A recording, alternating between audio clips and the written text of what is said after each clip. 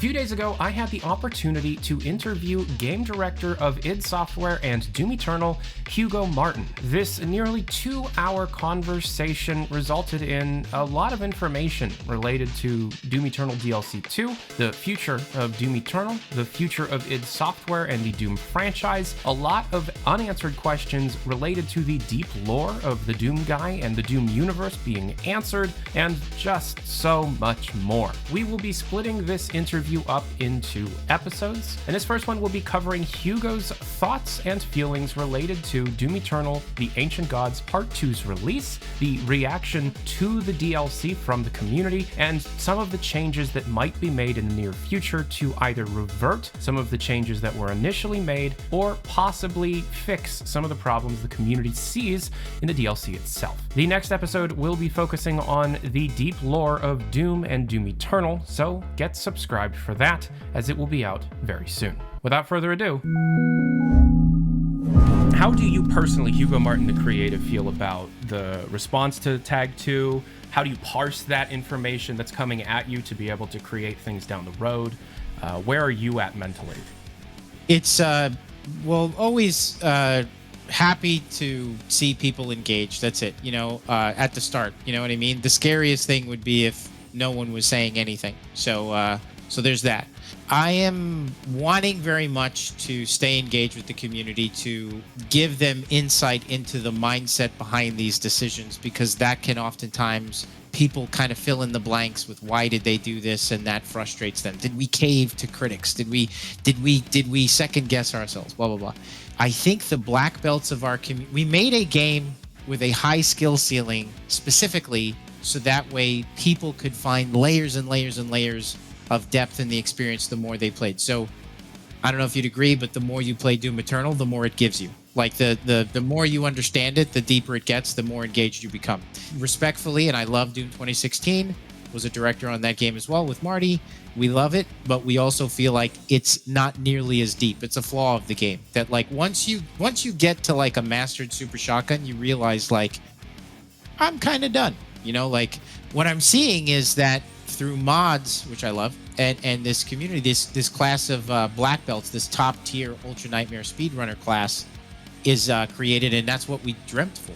But they're passionate about the project, just like I'm passionate about. We all are. So they're just there's lots of emotion, And unfortunately, we can no longer make base content to reach them, and so now more than ever, and I'm talking about the Ultra Nightmare class, we have to make master levels, to reach that group, because Doom is for everyone. That's the thing. We're not making some game that's for hyper switchers on mouse and keyboard only. I want everybody to be able to, get into the fun zone and all that stuff.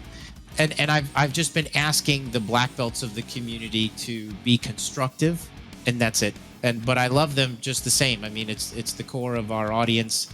I think about them constantly, and I want to make sure that the content we make is good for everyone, and that we make content for them as well. Some of the decisions we made, it's subjective. They might not all be good for everyone. I mean, some of them people don't like. I mean, and that's fair. And some of them we should change. We ship the game, we look at the feedback, and then we just start to figure out what it is we want to respond to.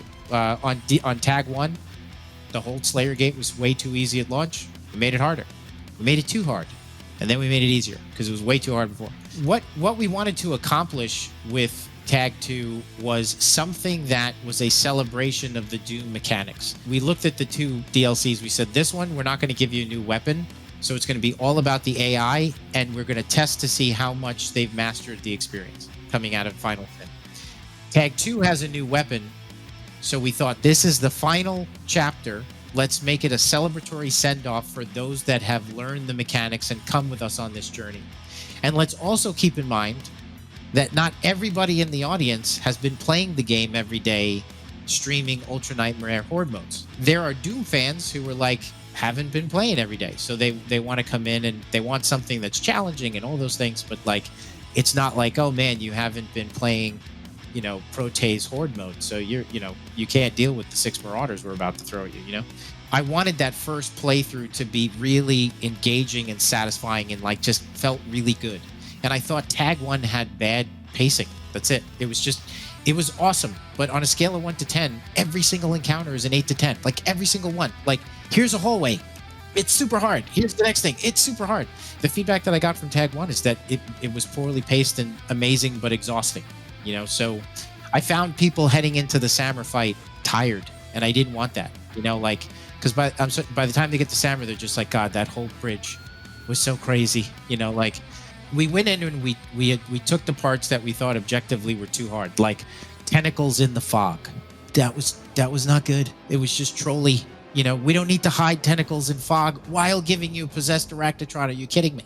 And what I really didn't like is that the community, in order to overcome that challenge, they were cheesing it. Everybody learned that you could get up on top of the rock. That's not what I want. Like, that's not good design. That, like, in order to solve it on Nightmare, you have to break it, So those changes I'm going to hold on to. I don't think we should put tentacles in fog again. I think they should stay out. I think the whole bridge fight is too hard. And so what we did was we spaced that out a little bit more. I think that's good because you're heading into the Sammer fight. I don't need to hit you with what is probably one of the hardest encounters in Tag 2 10 minutes before you're about to fight the hardest boss fight we've ever made. That doesn't seem good.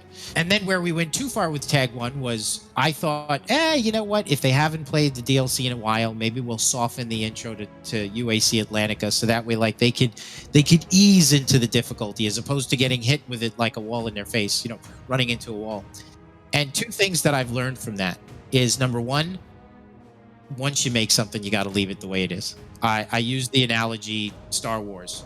I don't care if the change that George Lucas makes to Star Wars is good.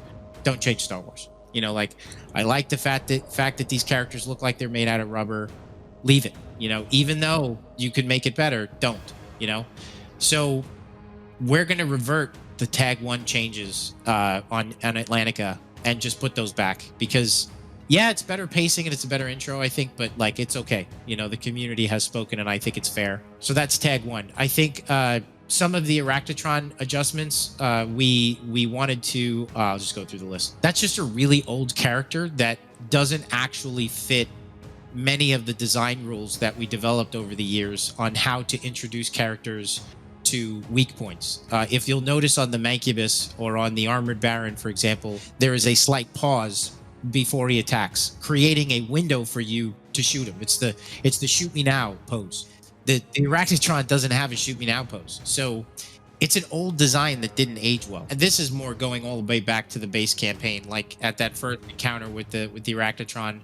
It's not a shoot me now pose so much as there are gaps when he doesn't shoot. Like the old Arachnotron never stopped shooting. And there was no spread on the gun. He was so extreme, like he was overtuned. It was kind of like stand still dead because it's like 4 projectiles hitting you in a row. And all this does is allow for a little bit more breathing room. That's it, for people to comfortably learn how to hit a turret. I want to look to see if we could leave it the same way it was on Nightmare and maybe just keep this like rebalanced version on Hermie Plenty, or maybe like bring back the projectile speed. We'll work on it. I think it's fair. Well, you bring up a really interesting point, and it's actually something that Hypo, probably the biggest Doom fan friend of mine, he's a professional animator in the industry. He specifically mentioned the idea of using the style of classic game difficulty settings where different monsters would spawn based on the difficulty that you set. So like Nightmare could have significantly more to deal with than if you're playing a lower skill. You just mentioned how maybe some of the more extreme Arachnotron behavior could be a Nightmare skill difficulty thing. Would you be open to maybe reverting some of these, sore points to a higher difficulty level and find a compromise there? It's a case-by-case thing. Sometimes we can't, in which case I would probably just revert it back. So the Arachnotron we may just...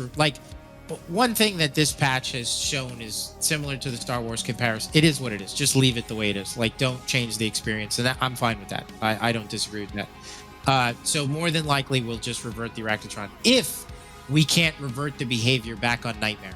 That's all. It had nothing to do with we really have to get, noobs playing. That whole thing is not even close to for people who don't know Doom. It's just bad. That's what I think. A couple of things people made suggestions on that I think is just better. I mean, somebody said, how come we don't have a sound for the Screecher when he for the Cursed Prowler when he comes in? Yeah. I'm like, that's because we're not smart enough to think about that when we have the time to do it. Like, I'm like, you should work it in. So you should have, like, that's a really good idea. You know, when you look at the Blood Angel from Tag 1, the penalty for failure was severe. It was hit points and slowing you down, and God, you know, it's just not, there's very little room for error there. You know what I mean? It's a really harsh experience. And so with the Armored Baron or some of the newer enemies, it's just like, hey, you know, like they are a puzzle to solve. You do have to shoot behind them or get behind them, and they're pretty restricted on that. But I just didn't want it to be so severe, you know, like, so it was just, otherwise what happens is if you do that, you start to run the risk of like, I hate this enemy, you know, and I can't, you know, that's why we created the window in the Blood Angel when she opens up for her attack. We held it for a millisecond longer, just to ease it up just a bit. Again, I just think it's like, it's asking you to switch to the right mod, use the right tool, then you succeed. Like, we don't have a lot of, I don't think it's good game design when on top of me asking you to do something specific, I also am super harsh with how much damage they do. I think when you have an enemy that's a bullet sponge, like a Baron, that's where we can make it just murder you. Like, hey, here's the Dread Knight, gloves are off. As a community member, yeah, it just seems like sometimes your mindset or perspective can get so much lost in the weeds that you're only expecting black belt stuff all of the time. So yeah, like, and again, it's like I watch people in their first playthrough and they're struggling and they got to shoot behind them and they got to figure it out. I'm like, how much more do you want to make this? Again, like, I think this is a good problem to have, and I love our community, love them, and I honestly, I feel like they're incredibly respectful to me and the team. You know, it got a little hairy there for 2 seconds, but I love to see the way the community course corrected. Honestly, like it's kind of heartwarming. I don't know if you've seen it, but like Mayo's video, Himp's video, the sentiment on Facebook and on social media of how, like, we're not changing our opinion, but I think that we could be more constructive. And because what happened for a hot second was like black belt Ultra Nightmare player, like if you were a good above average Doom player, suddenly you were getting like ridiculed because you actually thought that this was fine or that was hard enough, or like hey, I got, you know, timidly raising your hand being like, I actually thought Tag 2 was pretty challenging, you know, like so we got to have a space where it's for everybody. The analogy that I used with the fans was, you know, I do jiu-jitsu. If I don't want to do jiu-jitsu at a gym that's 25-year-old MMA guys only, that's not fun. I need a place that has room for a chubby dad, you know, who can only train 2 nights a week, you know. So although I haven't done shit in forever, yeah, we can't become that place, and we're not going to. I mean, I think the community, the leaders of the community, like Mayo, have risen up and really set a constructive tone. And what happened with the blood punch bug is a perfect example of how amazing our community is. That was a rough period. I mean, the blood punch was bugged. Josh knows on our stream multiple times I have had the blood punch not work, you know, like, and but because the community was so constructive, they helped us make it better and we fixed it. So I think we're a solid place. Little ups and downs, but it's been amazing, and I'm proud of our black belts, of the elite players in our community like Mayo and Toyota and all those guys, and him. I really think they've set a great example recently, and I appreciate it. Very, very much appreciate it. Thank you guys. Tag 2 was meant to be a celebration of the tools. Like, if you use the tools correctly, you feel like God. And the thing that I will notice that I think is objectively fair, because I watched your playthroughs and you were challenged and having a good time, and it was great, and that was what I wanted. Now what's happening is, I read this Steam review that I read perfectly sums it up. So the Steam, I'm summarizing, but it said, so I think I'm going to walk back my original review because I gave it a glowing review after my first playthrough. But after 3 or 4 playthroughs, I now see what the community, and I'm like, how is that fair? Like, you know, I think the thing is, Tag 1 does hold up to multiple playthroughs. Tag 1 actually requires multiple playthroughs. You know, like you have to do that shit for hours to overcome it, and that's great. Who wants the third act of their movie to be like that? It's Tag 1 that's the second act. Empire Strikes Back. Everything's challenging. Period. Tag 2 is that's when we're just gonna send you off and feel strong. I've heard people. That's why like the final encounter is just shotgun shells and stone imps, because it's just feel good, man. Like if you like if and it's meant to like add the pacing that Tag 1 lacked. Like there was no moment where Tag 1 said to you, man, just feel good about yourself. Like just feel strong. Like no, Tag 1 was constantly like, here's another test. Here's another test. And I think that's why it appealed to that audience, and that's why we made that. I mean, I wanted to do that, but in Tag 2, I thought, how about we complement an escalation encounter with like a moment where we put you in a hallway with 6 blood punch pickups and 7 pinkies, and then like a traversal puzzle, and then like a combat puzzle of 2 marauders on a deck with 3 screechers. So like trying to create like a more varied experience that I think Tag 2 objectively feels better to play through the first time. There's no doubt.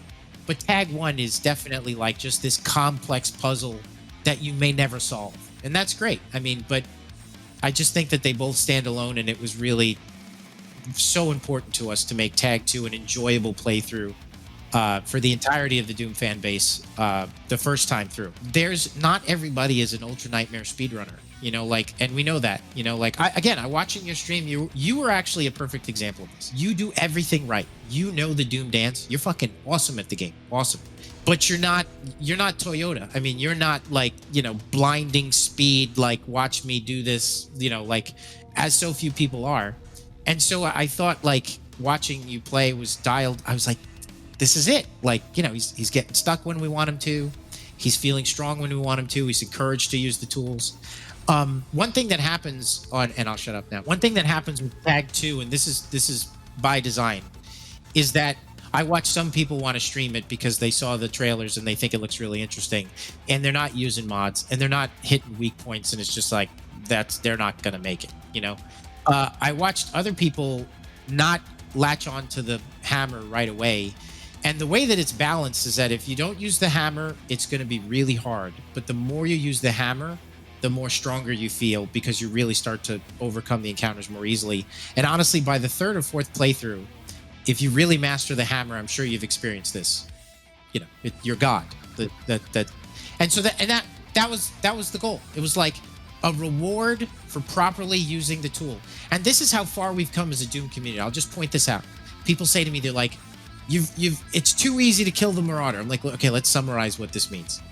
If I land the counter right when I'm supposed to, which by itself is not easy, then if I use this tool and smash him with the hammer, and then I quick swap between weapons with accuracy, I mean, granted, I'm right in front of him, then I kill him right away. That's too easy. I'm like, it's too easy? Double tap shotgun kills everything. Like, I walk up to a guy and I could shoot him and the gun's really strong. That's too easy. That is too easy. I wanted the hammer to be something that, like in a third-person character action game, something that you would use in conjunction with your other tools to create combos. So, yes, doing all of those things deletes in a Marauder, but that's a lot of shit. That's asking you to do and think and put things together in a way that I think makes it awesome. So if you learn how to use the hammer, if you ice and burn and slam to a bunch of guys, you're going to get nearly everything back.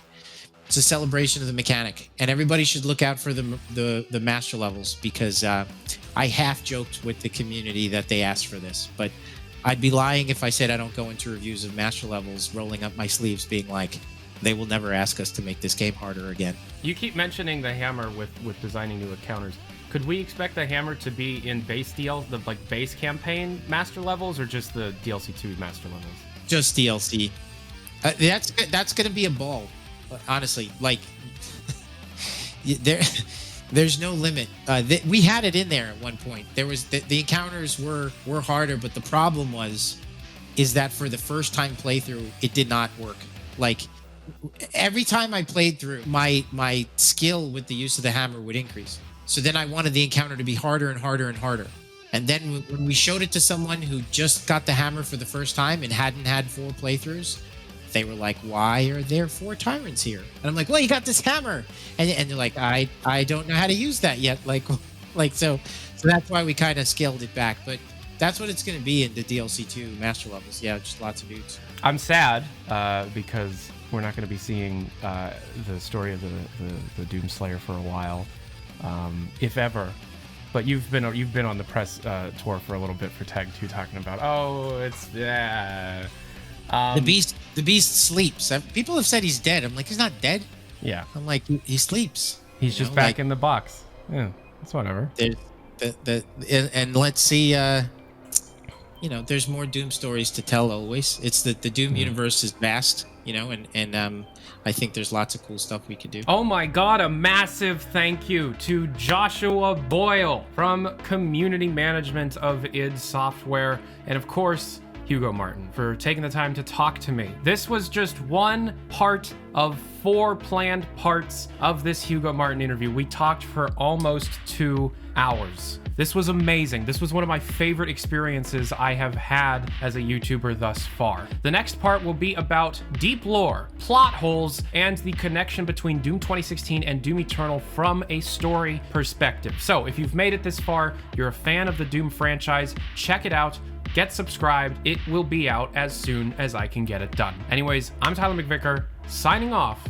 Adios. I wish Hugo Martin was my dad. Hugo Martin was my dad. Was my dad. Was my dad. I wish Hugo Martin was my dad. Hugo Martin was my dad. Hugo Martin was my dad. I wish Hugo Martin was my dad. Was my dad. Was my dad. Hugo Martin was my dad. Hugo Martin was my dad. I wish Hugo Martin was my dad. Was my dad. Was my dad. Hugo Martin was my dad. Hugo Martin was my dad. Hugo Martin. I wish he was my dad. Hugo Martin was my dad. Hugo Martin was my dad. Was my dad. Was my dad. I wish Hugo Martin was my dad. Was my dad. Was my dad. Hugo Martin. Hugo Martin. I wish Hugo Martin was my motherfucking dad. I showed my kids the Hugo Martin was my dad thing. They think that's oh, you made that one, right? Yeah. They dance. Oh man, I should get them in here. I'll get them in here and they'll do their dance. I put it on and then they all like, cause in your video my head goes like this, and then my littlest, he's like, it's very funny. Hugo Martin was my dad. I wish Hugo Martin was my dad. Was my dad. Was my dad. I wish Hugo Martin was my dad. Hugo Martin. Hugo Martin. Hugo Martin. Hugo Martin. I wish Hugo Martin was my motherfucking dad. I wish Hugo Martin was my dad. Hugo Martin was my dad. Was my dad. Was my dad. I wish Hugo Martin was my dad. Was my dad. Was my dad. Was my dad. Was my dad. Hugo. I wish he was my dad. Hugo Martin was my dad. I wish Hugo Martin was my dad. Was my dad. Was my dad. I wish Hugo Martin was my dad. Was my dad. Was my dad. I wish Hugo Martin was my dad. I wish Hugo Martin was my dad.